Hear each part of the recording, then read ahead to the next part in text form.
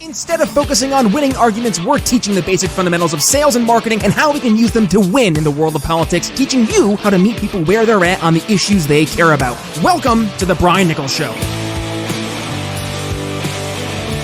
Well, hey there, folks. Brian Nichols here on The Brian Nichols Show, and thank you for joining us on another fun-filled episode. Today, we are joined once again by the wonderful Carla Howell. Welcome to the program.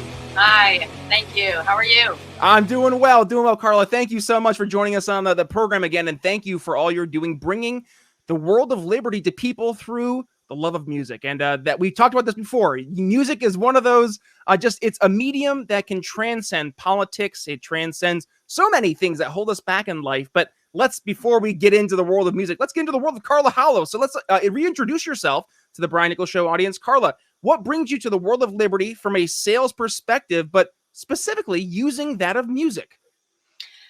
Well, let's see. I got active in the 90s, and I had spent a lot of my life being apolitical, and I don't like politics. You know, it's really horrible stuff. But I started to really see the consequences of government intervention in healthcare, and I got active with the Libertarian Party in 1996, and it's just been full speed ahead ever since then. And what struck me early on was that, hearkening back to the early 70s when I was in high school, and how music was such a pivotal part of the whole movement, anti-war movement, sex, drugs, and rock and roll movement, real cultural change. I thought, this libertarian movement needs music. And so I set out to write a bunch of songs and refined them over the years and released them, just started releasing them year before last. So I've released 3 songs so far, and now 2 music videos. I just released the music video for Yak Yak Bourbon, which is a song about the drug and alcohol prohibitions and how they're extremely parallel and how they both absolutely fail in fundamentally the same ways. And to really drive that point home so that we hopefully that, obviously those of us who are libertarian already believe, this drug war is a complete, not only failure, but has been highly, highly destructive and should be repealed. A lot of people are still like, okay, marijuana, I'm on board with that. But, heroin, opioids, we can't go that far. But we actually can go that far and have to go that far. And that is the responsible and safe thing to do. And so I'm hoping this song will just get people a little bit more recognizing that prohibitions don't work. They simply don't work, and they make things worse. And then you have to go to the next step. Okay, they don't work. They make things worse. Now we have to actually repeal them. And that's where a lot of people kind of just leave the conversation because they still just, repeal, like stop doing it, like make heroin legal.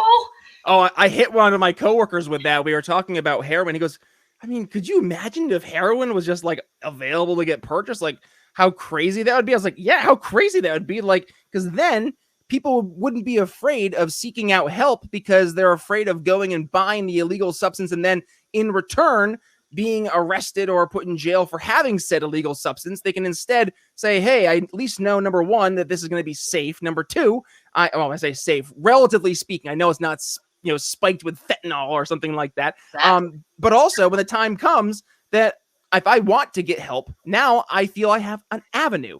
And how about this, Carla? I complete 180. We're going to go ahead. I changed my mind because I'm the host of the show. We're going to go ahead and watch your actual video here of Yak Yak Bourbon, because I think hearing the actual song, hearing the lyrics that you've had here, it does not only have the correlation between alcohol prohibition and drug prohibition across the board, but something we talked about beforehand. I want to tease that in terms of how we're approaching society in terms of just a prohibitionary mindset across the board. So that being said, Yak Yak Bourbon.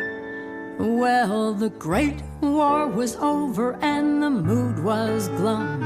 It was time to ban that demon rum. So in came the alcohol prohibition.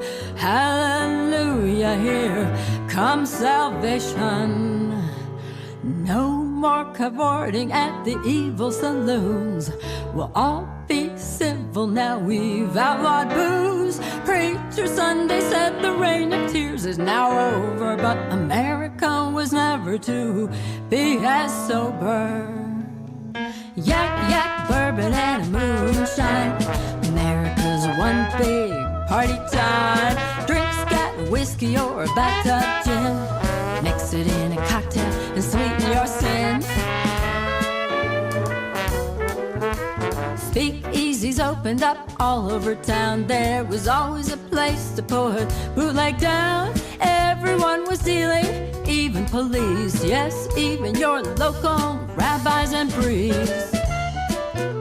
The real McCoy guaranteed to be good, but some swilled alcohol made from wood. Many a flapper met an early grave as rot gut booze became something to crave. Yak Yak Bourbon and a moonshine, America's one big party time. Drink scat, whiskey, or a bathtub gin. Mix it in a cocktail and sweeten your sin.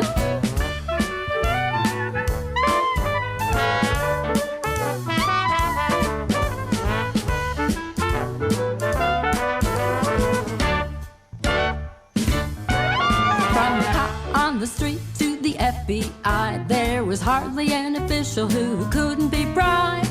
Al Capone and his organization made the old saloon seem like a ladies' luncheon. Police protection was no longer fair. Cold-blooded murder was no longer rare. It seems Preacher Sunday's claim was in error, because the rain of tears became the reign of terror. Yak Yak Bourbon and a moonshine, America's one big party time. Drink scat, whiskey, or a bathtub gin. Mix it in a cocktail, sweeten your sin. Give it a spin, do it again. Say hey.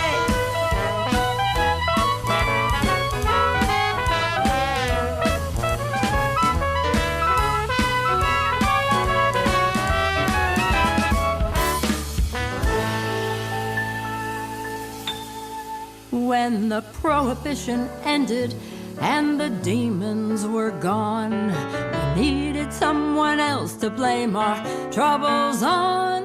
So in came the war against a plant called hemp, and any drug lacking FDA consent. To find a high, you don't have to go far. Try the street or a school or your neighborhood bar. Big fat budgets for the DEA make drugs high profit in the USA. Prisoners packed like cans on a rack. Stop by a cop if your skin is black. Another OD, another life laid down as Crips and Bloods take over the town. Panama, red and sunshine, America's one big party time. Crack and smack and ecstasy. Drug prohibition will make us drug free. Can't you see? Try to believe it, say hey.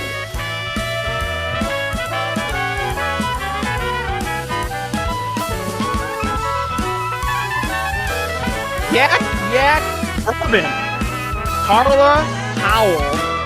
Yes, we will include that in the show notes for anyone who's interested in catching, yes, the music video, which we just had play here for our YouTube watchers. But Carla, yes, we're going back to the beginning, what we talked about, prohibition. That's what inspired Yak Yak Bourbon. And you see this in the beginning. You talk about specifically the alcohol prohibition. You go through and then tell the story of the FDA, the prohibition rather on marijuana, and how the FDA was pretty much the one saying anything else beyond what we actually say is safe, stay away from that. And actually, we're going to make it illegal. And we fast forward to today. We're seeing that all over again. That was something I wanted to tie together, because right now we see this exact prohibitionary mentality of, well, my team is going to say what is safe and what's not safe, what is right and what is wrong. And we're going to use these government organizations to reaffirm that what we're saying is correct. Surprisingly enough, just like what happened in terms of prohibition throughout the years. So, Carla, I had to bring that up because I think that is something a lot of people can really feel right now, is that entire mentality of other people just thinking they know better for everybody else. Yeah, with the vaccine mandates in particular, I assume you were referring to, and lockdowns and everything else. I was actually getting sad watching that video because I was just reminded of the harm that it does, and the people who are in prison, who still remain in prison, hundreds of thousands of people. 1 million people got arrested in 2019 for marijuana. Okay, we are not over this drug war. The 60,000 or so, if that number is correct, so-called opioid deaths, which are actually fentanyl deaths, as you mentioned, and that wouldn't happen with legality. We actually get rid of one of the biggest problems with drugs by just simply labeling them and being able to quality assure them, quality manufacturing, so that people aren't hurt. People are getting hurt, and that's terrible. Government's supposed to be making us safe and looking out for the common good or the commonwealth, and it's doing the opposite here. It's doing the absolute opposite here. So if you want things to get better, if you want less crime and better health and more safety, then the answer is to completely repeal this war and to do it as quickly as possible.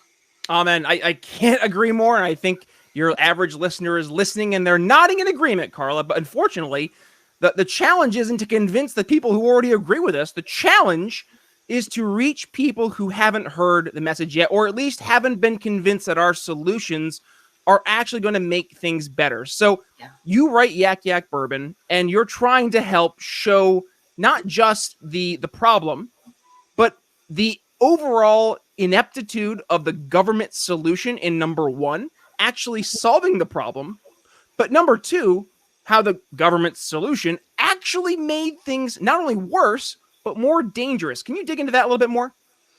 Yeah, well, crime, organized crime was born in this country in the 1920s with Al Capone and people like him who really got the ball rolling. And then they went into other businesses like drugs and prostitution and, black markets and so forth.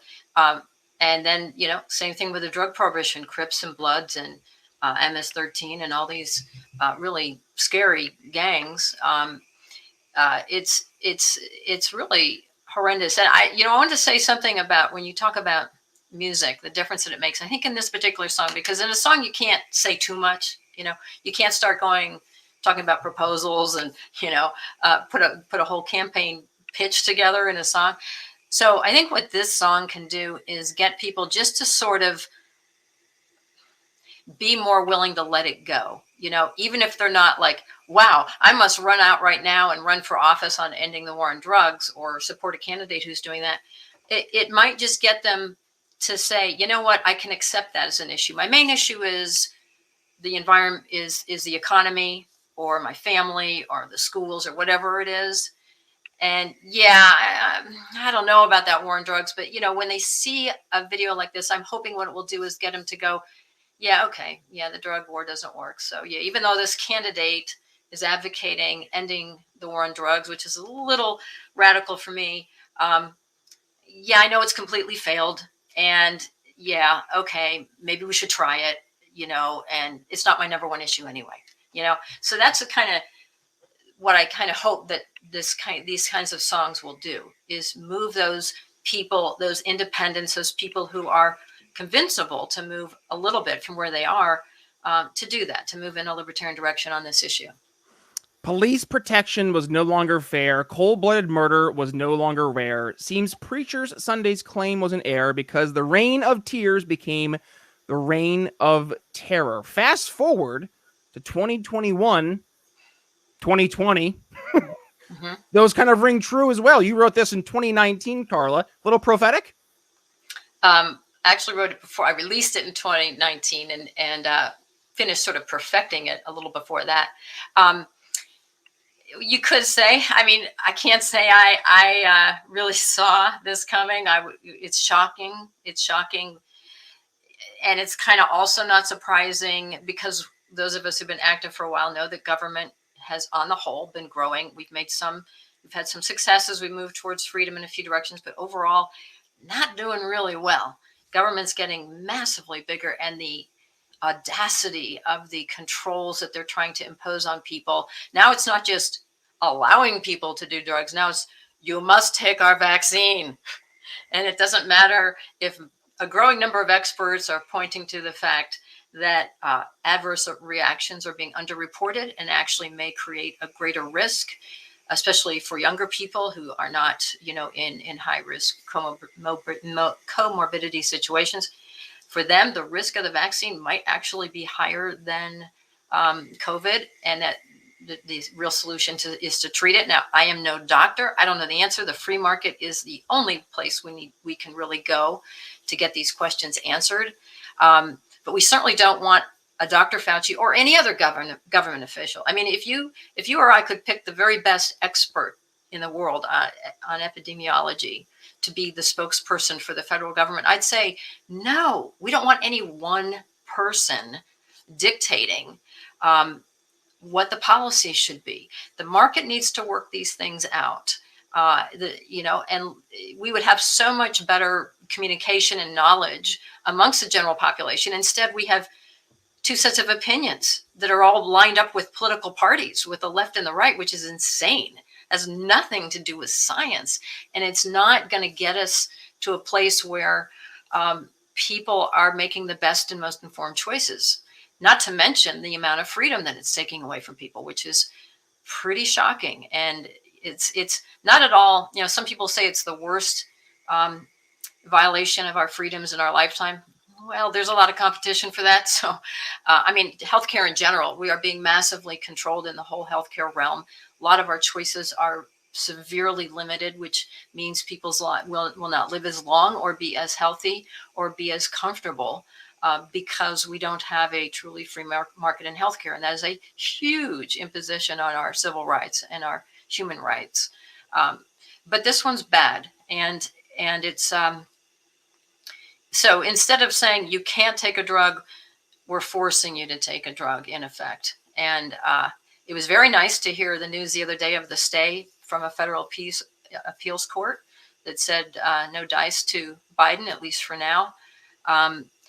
But, there's already tons of employers who have imposed these, have seen it coming or see the writing on the wall, and people are being forced to get vaccinated. And many have who did not want to. And that is just so wrong. Carla, we're seeing this across the board. People starting to question, what is this approach where one person or just one group of people are supposed to determine what everybody else in society is supposed to do? And we're seeing this right now, especially with the BBB, the Build Back Better proposals being brought forth by the Biden administration. And part of what we've seen has been the problem, and I'm just going to classify the greater liberty world as the right in this, just for the sake of the conversation. But the right has constantly been in response mode. Instead of going out and setting narratives, we're constantly responding to narratives. So what would be your advice, especially looking at the BBB, to help change the conversations where we're in the driver's seat, we're setting the conversations instead of constantly playing catch up and constantly trying to respond to the people's conversations and narratives that they're setting forth? Yeah. Well, what we've been hearing for most of this year is proposal for a $3.5 trillion increase in government. And it's all a conversation, and you listen to Fox or listen to right-wing radio, and it's all about what's wrong with this proposal. And there's a lot to be said about it. And we do want to have that conversation, but it's dominated everything. And almost no one is saying, what if instead of another 3.5 trillion, we take away 3.5 trillion over 10 years? How about we take away 1 to 2 trillion in the next budget? Like right now, let's slash the federal government by 50%. Companies do this all the time. And it's a big deal that a lot of people, have to move, have to get new jobs, but they're not being executed. Life goes on. A lot of them will say 3-6 months down the road, I'm in a much happier job now. That was actually a really good move for me. That's happened to me. And so, just like change, change is a little uncomfortable. We have cars because people had to move from horse and buggy to cars. And I'm sure that was a major transition for a lot of people, but come on, we need to be talking about and repeating the idea of much, much less government and slashing. And one of my favorite subjects is slashing spending. It's boring. Unfortunately, it's hard to make it exciting, but you can do it if you try. But because, you don't want to get too much into the math and technical side of it, but it's fueling the fire. It's feeding the beast. And we need to be starving the beast because the beast is very out of control. And so what we should have been hearing over the last 6 months when we tune into libertarian or conservative, truly fiscally conservative podcasts and media is what would happen if we cut federal spending in half? We'd eventually end the income tax. Your health freedom we would be restoring health freedom as a precursor to eventually phasing out Medicare. I don't want to pull the rug of Medicare and Medicaid out from anyone, but I want to create choices that make Medicare and Medicaid look like the bad deal that it is, because you should be able to get great health care cheaper than the premiums and everything you're paying for Medicare and for the lousy people service that you get on Medicaid. There's just so many benefits to be had, and we should be talking repeatedly about cutting the federal government in half for starters. Forget the 3.5 or 1.2 or any other addition. You got to be kidding me. What we should be talking about is much less government. And what I'm talking about is a principle that is incorporated in a game I created called Who's Driving, which you can see online. It's at the Libertarian Party. I wrote it down here somewhere. lp.org/who's driving. That's WHOS-driving. No apostrophe in there. I don't know if you can even have those in the URL. I don't think so. And so lp.org/who's-driving explains a game that a lot of libertarian candidates have been using as a tool to train their candidates so that they are going on the offensive. So they are talking about less government, new conversation, us setting the agenda and them responding to it. And I got to actually do this when I led a ballot initiative in Massachusetts, actually 3 of them, to cut taxes. 2 of them were to end the state income tax completely, which was unheard of, and the establishment in Boston, Massachusetts, which is pretty ominous, were, attacking and dismissing. And, when they finally realized that people like this, after we got 45% of the vote the first time we ran it, they started running millions of dollars of ads attacking it. And, but the good thing was we were the ones driving. We were the ones in control of what the conversation was. And that is 90% of the game. And we are losing when we spend half a year saying, no more lockdowns, no vaccine mandates. How about end the CDC and end the FDA? They have completely, utterly failed and screwed up healthcare and drugs in this country. They've been outrageously wrong, political, tyrannical, and anti-science. I mean, they need to go. There should be no FDA or CDC. That's the conversation we should be having, is eliminating these organizations. Not just complaining about what they're doing wrong. Get rid of them. Stop responding to the narrative, folks. Start setting it. We've talked about this. When you're explaining, you're losing. And that's an unfortunate reality, both in sales, but also in politics. And this is something that I'm hoping that we're getting better at. And thankfully, we have folks like you, Carla, who have been taking the lead and showing people not only how to do it, but teaching people how to do it so they can teach others. And it's going to help make a difference. We're seeing, and I've said this a million times, my audience is probably so tired of it at this point, but we are seeing the conversations change in terms of, number one, how we are not just presenting our ideas as ideas, but rather we're presenting them as solutions. But number two, that people are actually now, they're now starting to say, maybe it's not what I'm saying, it's how I'm saying it. It's how I'm presenting it. And I'm not trying to necessarily sell these ideas, but I'm trying to help people buy solutions that they're already looking for right now, and just to be that person to help them along the way. And hey, if we can inspire people to start to look towards alternatives with, yes, alternatives like that of music, then by all means, I encourage you, because yes, we have tools like Yak Yak Bourbon, and hey, music video that's going to be coming out here very soon. First, do no harm, and little nod here. I might be making a sneak appearance in there, as are many other noted libertarian folks here in the greater liberty world. Carla, give us a sneak peek. First, do no harm. Yeah, well, first, do no harm. The song is released at my website, carlahowell.com. And it's basically saying, before we pass legislation, we need to treat legislation the way doctors treat or are supposed to treat healthcare. Do no harm. First, do no harm. You want to make the patient better. You don't want to make them worse. Government, as you and I know, Brian, is, we like the sound of this program and we can sell it. And we have all the media and all these people backing us to sell it. So we're just going to plow ahead and pass it. What it does is appealing to people to say, no, we need to put any proposed legislation through a very rigorous test to see if it will harm people. And if the answer is it will harm people, don't pass it. That's the idea of First Do No Harm. So that's at my website, carlahowell.com. And I'm excited because a lot of very interesting libertarians have all participated in the filming and production of that. So that's going to be coming out early next year, the video. And so please check that out. And if I can plug this, Brian, for a second, Yak Yak Bourbon, Always. As I was saying, Yak Yak Bourbon, the purpose of it is to reach people, to kind of lower their defenses to the idea of repealing this horrible and failed and destructive war on drugs. That's going to work if people hear it a lot and watch the video a lot. So please go to just search on Carla Howell, Yak Yak Bourbon, YAK Bourbon on YouTube, and watch it there and share it. And in the description below the video are instructions for how you can add it to your playlist and share it on Spotify and Amazon Music and iTunes, etc. So that's going to be key, is putting on your playlist, liking, follow, share, subscribe, all the stuff that's there, all the instructions that are there. That's what's going to make a difference in getting this song out there so is actually seen and heard by as many voters as possible.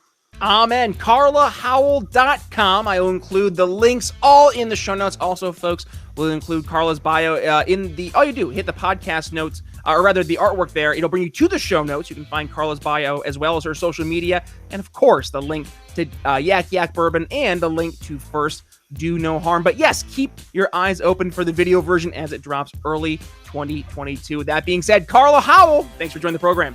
Thank you so much. Great to see you. Thanks for listening to The Brian Nichols Show. Find more episodes at briannicholsshow.com.